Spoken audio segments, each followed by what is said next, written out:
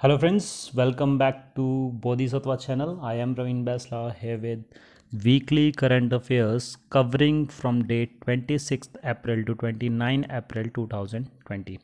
Friends, from now we will cover the weekly current affairs in two parts as to make the video short and interesting.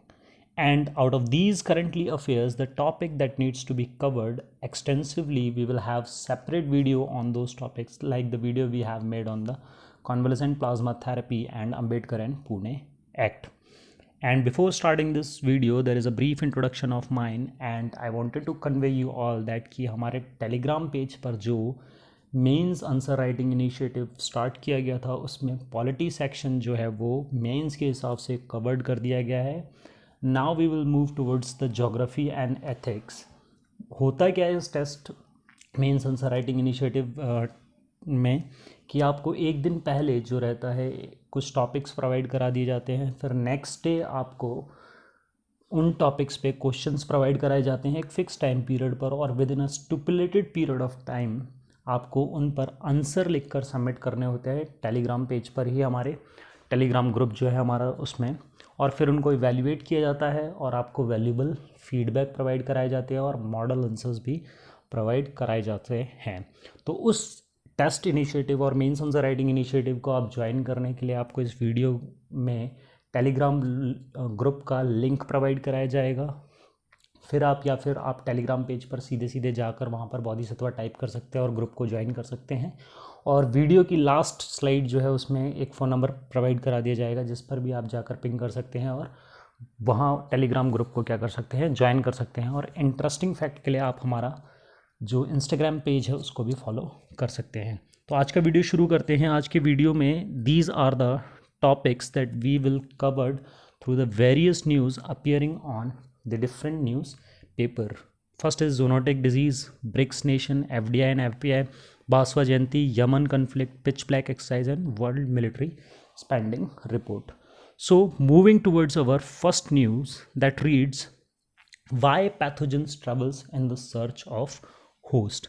सबसे पहले ये pathogens क्या होते हैं? Pathogens basically वो micro organisms रहते हैं जो ह्यूमंस को इल करते हैं, मतलब बीमार करते हैं.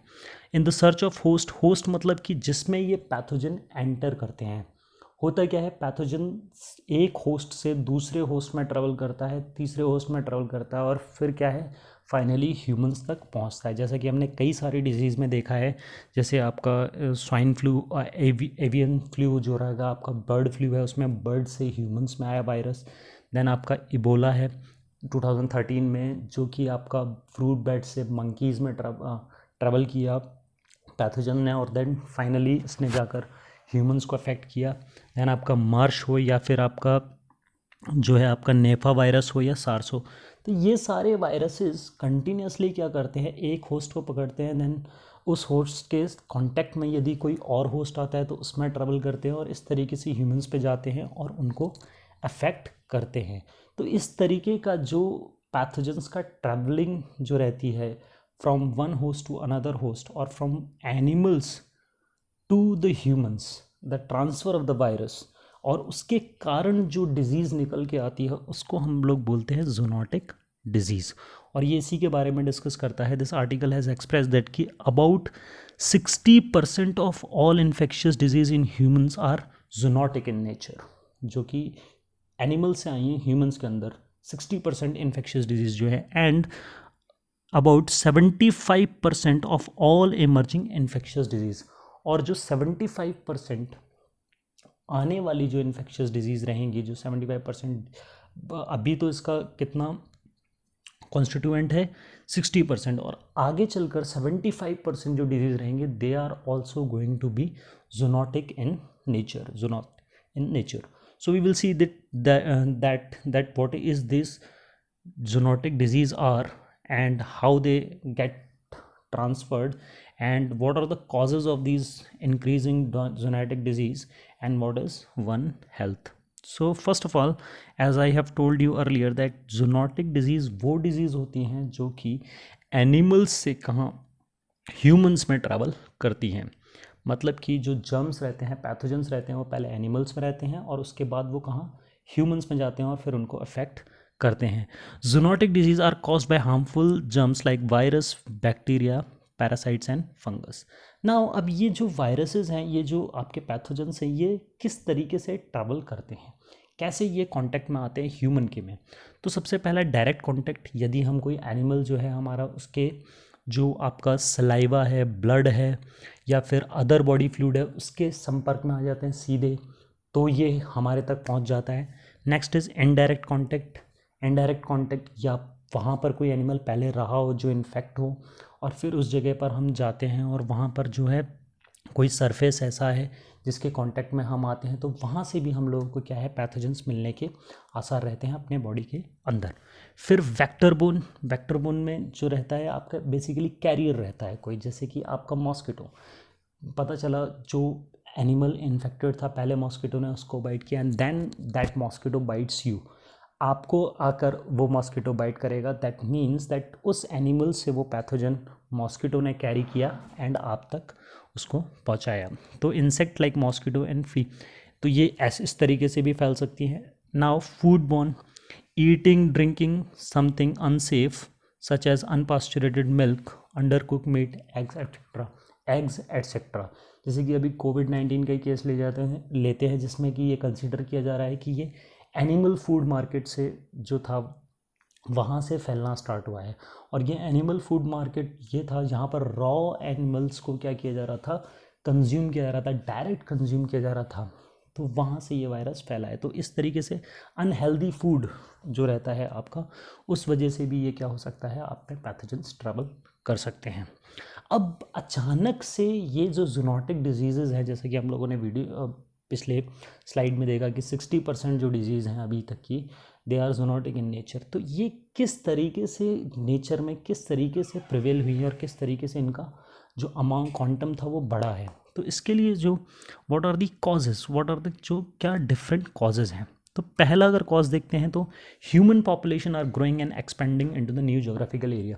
जोग्राफिकल न्यू, जैसे जैसे पॉपुलेशन बढ़ेगा, न्यू जोग्राफिकल एरिया में सेटल्ड होंगे, तो वहाँ जो एनिमल्स रहते होंगे they also will come in to the coexistence, और जब वो को एग्जिस्टेंस में आएंगे तो there are going to be the problems. And now that earth has experience the change in the climate and the land use और क्या बोलते हैं, क्लाइमेट चेंज के कारण भी जो रहता है, कई सारे वायरसेस ऐसे रहते थे जो कि पहले सिर्फ एनिमल्स को इफेक्ट करते थे। Now they have the capacity to affect the humans also, and that is basically due to the mutation of these virus, उनका अपग्रेड हो जाना इस तरीके से। तो that is due to the factor that the climate change factor. उसके बाद the movement of the people, animals and the animal product from the international travel and trade, कि आपका जो फूड प्रोसेसिंग के द्वारा जो डिफरेंट जो आपके फूड होते हैं, पैकेट्स में जो फूड रहते हैं, they are preserved through the preservatives, और काफ़ी टाइम बाद उनको फिर क्या किया जाता है, यूटिलाइज़ किया जा सकता है। इस तरीके से भी जो है वो ट्रांस बाउंड्री में जो है वो एनिमल्स का ट्रैवल हो रहा है, और उनसे रिलेटेड फूड्स का जो ट्रैवल हो रहा है उसके कारण क्या रहता है कि जैसे चाइना को फर्स्टली कोविड-19 ने इफेक्ट किया, now that has travel to the world also because of the trade and travel, कि वहाँ से अभी तो क्या हुआ कि ह्यूमंस वगैरह ट्रैवल किए चाइना से, वहाँ से वो इन्फेक्टेड थे और उन्होंने जाकर दूसरी कंट्री में इन्फेक्ट किया। अगर ऐसे ही मान लीजिए कि कुछ ऐसा फूड रहता जो कि चाइना से एंटर करता दूसरी कंट्री के अंदर में, तो उसके अंदर भी वायरसेस आने के चांसेस। तो इस तरीके से भी ये क्या होता है, आपके जूनोटिक डिजीज़ जो हैं वो ट्रैवल करती हैं और सिग्निफिकेंस में आती हैं। इसके बाद जो एक इम्पॉर्टेंट कंसेप्ट आता है, that is what is one health. One health क्या होता है? वन हेल्थ रहता है कि हम इस तरीके से जो हमारे साथ में एनिमल्स हैं उनके साथ को एग्जिस्टेंस में रहें कि वो भी हेल्दी रहें और हम भी हेल्दी रहें।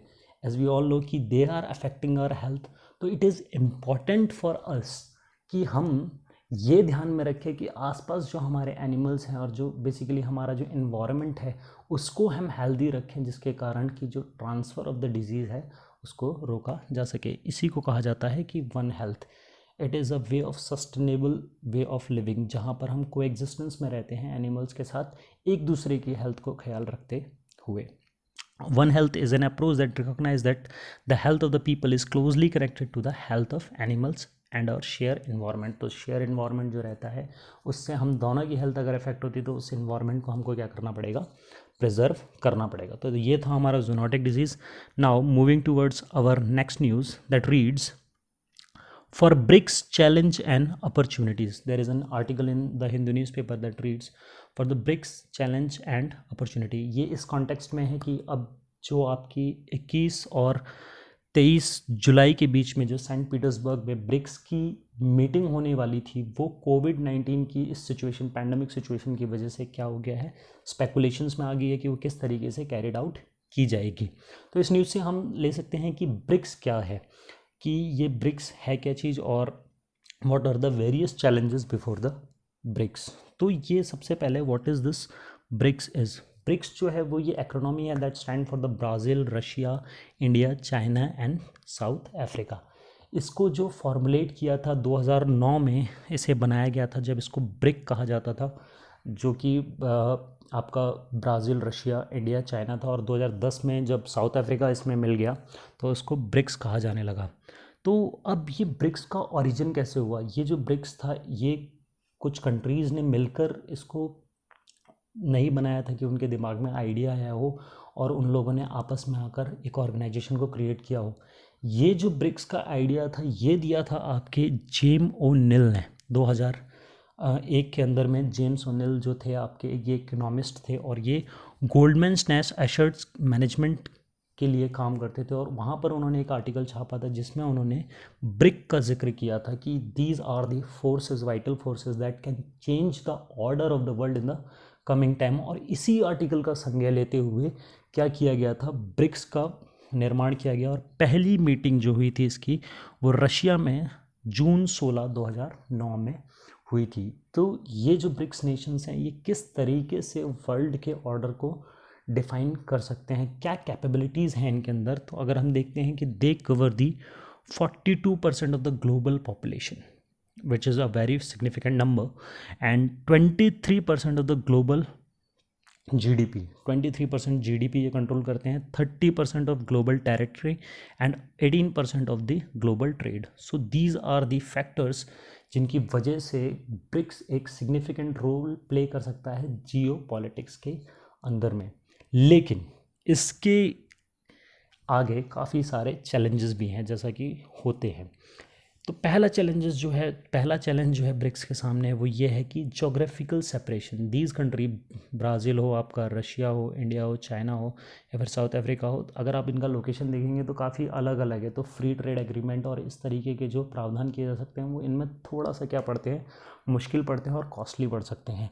सो पहला तो जोग्राफिकल सेपरेशन एक चैलेंज है, जोग्राफिकल सेपरेशन एक चैलेंज है। Now the other challenge is political incoherence. अगर आप देखेंगे कि पॉलिटिकली अगर देखा जाए तो कि आपका चाइना और रशिया जो है they are not democratic country, they are single party country, और हमारे India, Brazil, South Africa they are democratic country. तो ये वैल्यूज़ जो रहती हैं डेमोक्रेसी में, अलग चीज़ों को वैल्यू किया जाता है, और फिर आपके जो डेमोक्रेसी नहीं है, जो यूनिटरी रूल है, उसमें अलग वैल्यूज़ को ध्यान में दिया जाता है। तो there is an ideological conflict that political incoherences produces. फिर उसके बाद लैक ऑफ म्यूचुअल ट्रस्ट, जो तीसरा बात है कि चाइना और इंडिया एक दूसरे पर कभी भरोसा नहीं करते। कभी चाइना अरुणाचल को क्लेम करता है, फिर इंडिया उसको डिनाई करता है, और हमारे बीच में वॉर भी रह चुका है, और we are neighbouring country also. और चाइना की एक्सपेंशनिस्ट पॉलिसी जो है, एक्सपेंशन करने की पॉलिसी से पूरा अवगत हैं, पूरे जितने कंट्रीज हैं सारे अवगत हैं। तो there is a consideration of the lack of mutual trust. और फिर उसके बाद ब्राज़ील और रशिया के भी इश्यूज़ हैं माइनिंग से related. So there is this lack of mutual trust. And fourth thing is that कि चाइना अपने कई सारे ऑर्गेनाइजेशंस को क्या कर रहा है, प्रमोट करने में लगा हुआ है। चाइना जो, जैसे कि आपका बेल्ट एंड रोड इनिशिएटिव है, फिर उसके बाद Asia infrastructure and investment bank उसने नया चालू किया है। तो इस तरीके से क्या है कि अपने ऑर्गेनाइजेशन, तो कलेक्टिवली अगर ब्रिक्स को देखा जाए कि वो कैसा परफॉर्म कर रहा है, तो उसके आगे काफ़ी सारे चैलेंजेस हैं। But as these are the numbers that favours the BRICS nation, so देखना होगा कि किस तरीके से ये फ्यूचर में काम करता है। One more also think that BRICS nation has developed a bank name as New Development Bank, जिसका हेडक्वार्टर कहाँ पर है आपका, शंघाई के अंदर इसका हेडक्वार्टर है। So this is all about the BRICS. Moving to the next news that reads, quick node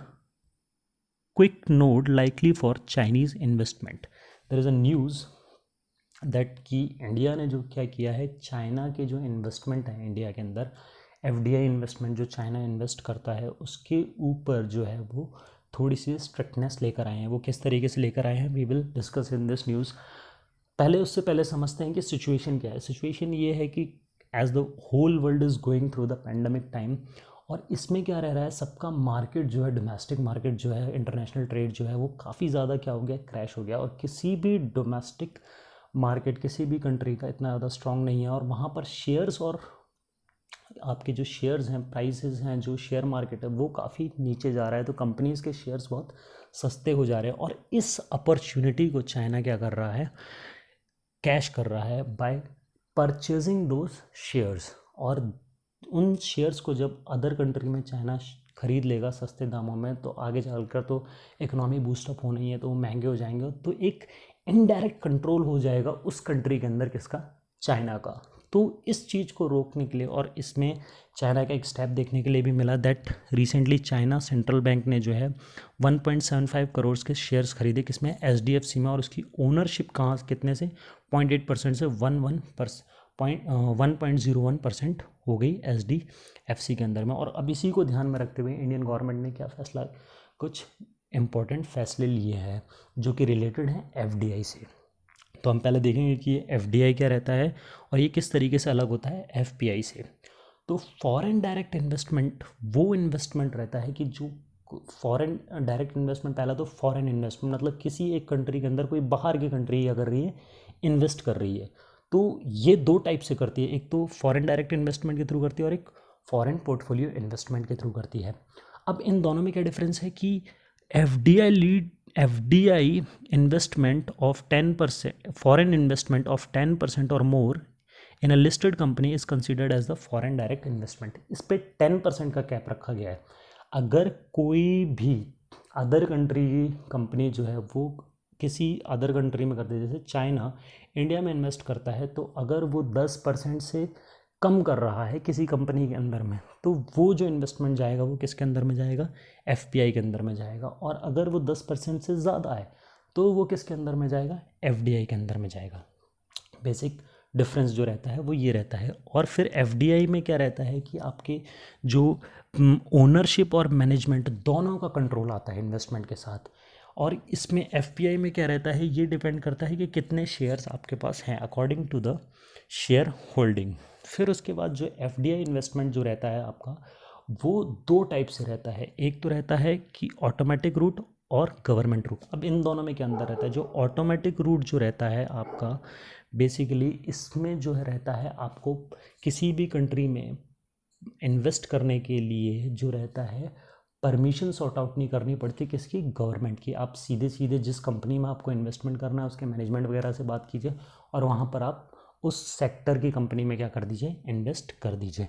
लेकिन क्योंकि कुछ जो सेक्टर्स रहते हैं वो क्या रहते हैं, इम्पॉर्टेंट रहते हैं किसी भी कंट्री की इकोनॉमी के लिए और सिक्योरिटी पर्पज से भी, गवर्नमेंट क्या रखती है उन सेक्टर्स के अंदर में जो रहता है वो ऑटोमेटिक रूट में नहीं डालते हुए गवर्नमेंट रूट में डालती है कि इन सेक्टर्स में पर्टिकुलरली आपको इन्वेस्ट करने के लिए गवर्नमेंट रूट अडॉप्ट करना पड़ेगा. मतलब कि आपको गवर्नमेंट से क्या करना पड़ेगा, परमिशन सॉर्ट आउट करना पड़ेगा. और इंडिया में इस तरीके के इन्वेस्टमेंट करने के लिए आपको जिस आपको सेक्टर में इन्वेस्ट करना है उस सेक्टर के पर्टिकुलर मिनिस्ट्री से आपको क्या लेना पड़ता है, परमिशन सॉर्ट आउट करनी पड़ती है. तो ये एफडीआई और एफपीआई में जो था आपका बेसिक डिफरेंस था. अब हुआ क्या है कि इंडिया ने क्या किया है कि जो चाइनीज़ क्योंकि चाइना जो था सस्ते शेयर्स खरीद कर अपनी शेयर होल्डिंग्स जो था वो बढ़ाना चाहता था. तो व्हाट इंडिया हैज़ डन कि उसने अपनी एफडीआई पॉलिसी में चेंज किया और उसने ऐड किया है कि कोई भी नाइबरिंग कंट्री जो इंडिया के साथ बाउंड्री टच करती है वो सिर्फ और सिर्फ जो इन्वेस्टमेंट रहेगा वो जो है वो गवर्नमेंट रूट के अंदर ही कर सकती है, गवर्नमेंट अप्रूवल के थ्रू ही कर सकती है, वो ऑटोमेटिक रूट के थ्रू नहीं कर सकती है. This is what written according to the new regime and entities from the China entities from the country which share the land border with the India now will be permitted to invest only under approval route के through उसमें invest करेगी। And और उसमें देखा है कि जो boundary touch कर रही है, जैसे आपके चाइना है, पाकिस्तान है, बांग्लादेश है, Nepal, Myanmar, Bhutan, Afghanistan, compulsory requires government approval. क्या चाहिए रहेगा इनको? गवर्नमेंट अप्रूवल की ज़रूरत रहेगी। Now there is a list providence of different FDI की किस में कितना लिमिट है। जैसे कि आपकी कोल माइनिंग है तो उसमें 100% आपकी एफडीआई लिमिट है और 100% ही ऑटोमेटिक रूट से आ सकती है। फिर आपका जैसे प्रिंट मीडिया है तो उसमें 26% की एफडीआई लिमिट है। फॉरेन डायरेक्ट इन्वेस्टमेंट जो हो सकता है वो 26% तक ही उसमें हो सकता है, और जिसमें कि वो पूरा 26% किसके थ्रू होना चाहिए? गवर्नमेंट अप्रूवल रूट के थ्रू होना चाहिए। ऐसे ही डिफरेंट फिर ये पब्लिक सेक्टर बैंक्स में दिया हुआ और यहाँ पर इंश्योरेंस एंड पेंशन के उसमें दिया गया है। तो ये आपकी न्यूज़ थी और इसका रिलेशन था। Moving to our next news that reads Basava Jayanti. There is a news कि जो आपका 26 अप्रैल जो रहता है आपका के रूप में जो है बासवा जयंती मनाई जाती है। तो ये जो बासवा थे बेसिकली ही belongs to the bhakti movement in India. Kannada region में थे ये, आपके एक सोशल रिफॉर्मर और भक्ति मूवमेंट से रिलेटेड थे कि जिन्होंने लिंगायत फेथ जो था आपका, that is a part of the Shaivism Lingayat और वीरसेन सेक्ट भी कहा जाता है, उसके फाउंडर थे ये। और कर्नाटका रीजन से ये बिलोंग करते थे और ही belongs to the bhakti movement also. तो उन्होंने जो अपनी सोशल मैसेजेस थे वो वाचनास के थ्रू प्रोपिगेट किए थे, और इसके बाद इन्होंने सोशल डिस्क्रिमिनेशन और सुपरस्टिशन और रिचुअल्स को भी क्या किया था? आड़े हाथ लिया था और उनका भी विरोध काफ़ी ज़्यादा किया था। तो काफ़ी फेमस थे ये। और उसके बाद इससे एक जो जुड़ी हुई चीज़ है दैट इज़ भक्ति मूवमेंट। तो भक्ति मूवमेंट देखिए कि भक्ति मूवमेंट क्या होता है। जो आपके 8th सेंचुरी से लेकर 16th सेंचुरी तक इंडिया के अंदर एक मूवमेंट चला था that was basically against the ritualism and the hegemony of the upper caste in the society. तो भक्ति मूवमेंट में क्या किया गया कि जो पहले क्या कंसिडर किया जाता है कि the Brahmins are the link between the God and the normal human. लेकिन थ्रू दिस भक्ति मूवमेंट लोग जो भक्ति मूवमेंट के प्रोपगेटर्स थे उन्होंने बताया कि God is their beloved and they are the lover of the God and they can reach the God with that love. और ये लव किस वे में एक्सप्रेस किया जाएगा? ये लव एक्सप्रेस किया गया पोएम्स के अंदर और उनके गानों के अंदर, सॉन्ग्स के अंदर में, जो कि उन्होंने लोकल लैंग्वेज में लिखे थे। और लोकल लैंग्वेज में लिखने की वजह से इन गानों और इन पोएम्स के साथ उनको रीजनल सपोर्ट भी मिला। तो और उसके कारण जब इस तरीके का जो मूवमेंट कैरी आउट हुआ और रीजनल सपोर्ट भी मिला और लोग भी जुड़े, तो इन्होंने समाज में उस टाइम की जो बुराइयां थी आपके, जैसे कि आपका सोशल डिस्क्रिमिनेशन था, आपका सुपरस्टिशन था, उनको क्या किया?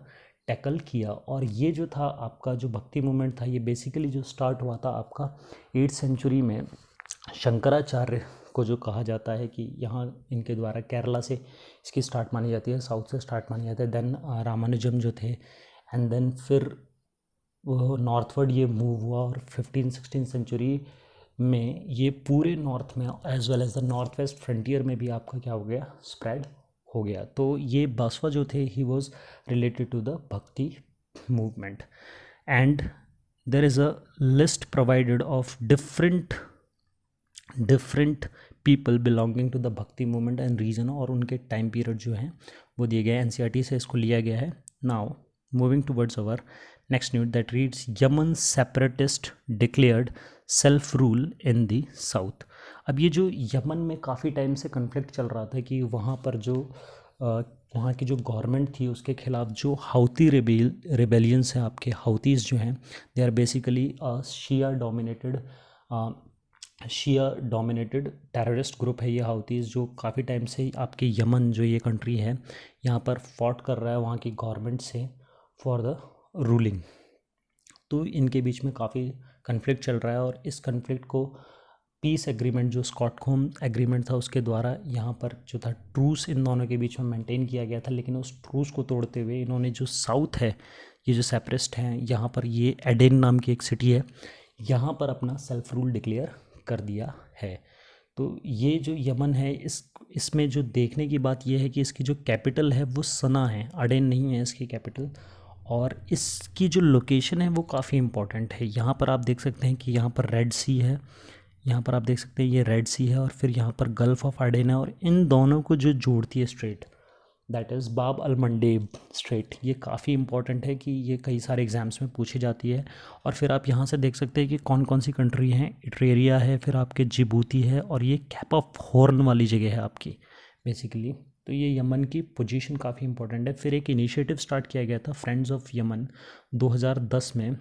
बेसिकली ये जो सेपरेटिस्ट और गवर्नमेंट की जो लड़ाई चल रही थी, इसके बीच से जो सिविलियंस जो थे, उस देश के नागरिक जो थे, उनको कम से कम इफेक्ट पहुँचे और इस लड़ाई को जल्दी से जल्दी रिजॉल्व कर दिया जाए, उसके लिए फ्रेंड्स ऑफ यमन का गठन किया गया था। एक पॉलिटिकल ऑर्गेनाइजेशन थी जिसको कोचेयर्ड करते थे यूके, सऊदी अरेबिया और यमन, और इंडिया भी इस ग्रुप का मेंबर था। ये याद रखने लायक चीज़ है।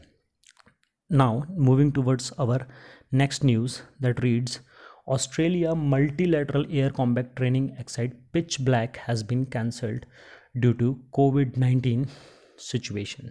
ये जो पिच ब्लैक एक्सरसाइजेस का नाम याद रखना है बस, कि ये एक बाई एनुअल जो है, ये साल में 2 बार होती है, और ये आपकी multi air combat training exercise है। और एक और चीज़ याद रखने लायक है कि इसमें 2018 में जो है आपका इंडिया ने फर्स्ट टाइम इसमें क्या किया था, पार्टिसिपेट किया था, और 2020 में ये कैंसिल हो चुकी है। Now moving toward our next news, India among top 3 military spenders. जो मिलिट्री पर अपने स्पेंड करते हैं उनमें से इंडिया जो है वो तीसरे नंबर पे आता है। तो पहले नंबर पे कौन आता है, आपका यूएसए आता है, जो कि लगभग आपका $732 बिलियन जो है वो अपनी मिलिट्री पे खर्च करता है। देन चाइना आता है, and it is very tragic that USA and the western countries talk about the disarmament and yet they are spending a lot of money on the military expenses. फिर उसके बाद India third number पर आता है 71 billion के साथ। Differences तो clear हैं कि कितना कम है, लेकिन फिर भी इंडिया जो है वो थर्ड नंबर पे स्पेंड होता है। अब ये मिलिट्री स्पेंडिंग की जो जानकारी है वो कौन देता है, ये प्रोवाइड कराता है स्प्री नाम की एक संस्था है जो कि प्रोवाइड कराती है, और इसका फुल फॉर्म है Scotland International Peace Research Institute. ये स्वीडन बेस्ड है, और यहाँ पर ये जो है आपकी मिलिट्री स्पेंडिंग पर रिपोर्ट प्रोवाइड कराती है। और ये मिलिट्री स्पेंडिंग जो है, एक और चीज़ याद रखने लायक जो ये है कि मिलिट्री स्पेंडिंग का मतलब ये नहीं है कि आप कितना खरीदने, हथियार, आर्मरी वगैरह खरीदने में स्पेंड कर रहे हैं, बल्कि पूरा आपका मिलिट्री स्पेंडिंग, जैसे कि आपके सैलरीज़ हैं, बेनिफिट्स हैं, ऑपरेशन एक्सपेंसेस हैं, arms equipment, military construction, research development, central administration, command and support, कई सारी जो करंट मिलिट्री फोर्सेज एक्टिविटीज़ हैं, एक्सरसाइजेज वगैरह हैं, ये बहुत सारा जितना भी ओवरऑल खर्चा रहता है, पेंशन से लेकर, रिक्रूटमेंट से लेकर, युद्ध से लेकर, कोई भी चीज़ मिलिट्री से रिलेटेड, वो इसमें क्या किया जाता है, इंक्लूड किया जाता है। और एक बहुत अच्छा फैक्ट और इसमें दिया गया है कि यूनाइटेड स्टेट्स जो है उसका जो खर्चा है वो 5.3% से जो हुआ है वो एनहेंस्ड हुआ है। और इन 2019 के अंदर में accounted for 38% of the global military spending. और इसी से पता चल जाता है कि यूएस कितना ज़्यादा जो है अपनी मिलिट्रीज पे स्पेंड करता है। Now moving towards our next page that reads the fact file. इसमें जल्दी से जल्दी फैक्ट देखते हैं कि संजय कोठारी को नया सीवीसी जो है सेंट्रल विजिलेंस कमिश्नर प्रेसिडेंट के द्वारा अपॉइंट किया गया। ये जो सीवीसी है उसका जो गठन किया गया था, संथानम कमेटी के रिकमेंडेशन में 1964 भी किया गया था, और 2003 के अंदर इसको क्या किया गया था, स्टैट्यूटरी स्टेटस प्रोवाइड कराया गया था, मतलब एक्ट के थ्रू इसको क्रिएट कर दिया गया था। फिर now next is Chakma and Hajong. These are basically migrated group जो कि माइग्रेट होकर अरुणाचल प्रदेश में बसे। ये चिटगोन हिल्स जो आपका बांग्लादेश और पहले ईस्टर्न पाकिस्तान है वहाँ पर रहते थे, और 60s में वहाँ से माइग्रेट कर अरुणाचल प्रदेश पहुँचे थे। तो ये जो अभी हैं बेसिकली ये अरुणाचल प्रदेश में है, और अभी क्राइसिस के सिचुएशन में when there is a shortage of the food, they don't have the ration cards and they are suffering severely in this pandemic situation. Now next is very important, I say Rudra. ये जो है एक low cost mechanical ventilator है जिसको IIT Bombay ने develop किया। 10,000 रुपये के लगभग इसकी कीमत है और ये जो है IIT बॉम्बे ने इसको डेवलप किया है, वेंटिलेटर है। And it is a fact, first BRICS summit was held in Yekaterinburg, Russia on June 16, and South Africa inducted in 2010. And then there is Nanar. Nanar are the devotees of the Shiva, and Alvars are the devotees of the Vishnu, and they are related to the Bhakti movement. And then is Bab al Mandeb. I have told you about this Bab al Mandeb. And then Pitch Black Multilateral Air Combat Training Exercise associated to the Australia. Thank you very much. अगर आपको हमारा video पसंद आया तो please channel को subscribe कीजिए, like कीजिए, comment कीजिए, और टेलीग्राम पेज को ज्वाइन करने के लिए आपको लिंक प्रोवाइडेड है और ये नंबर पे आप पिंग कर सकते हैं। Thank you very much.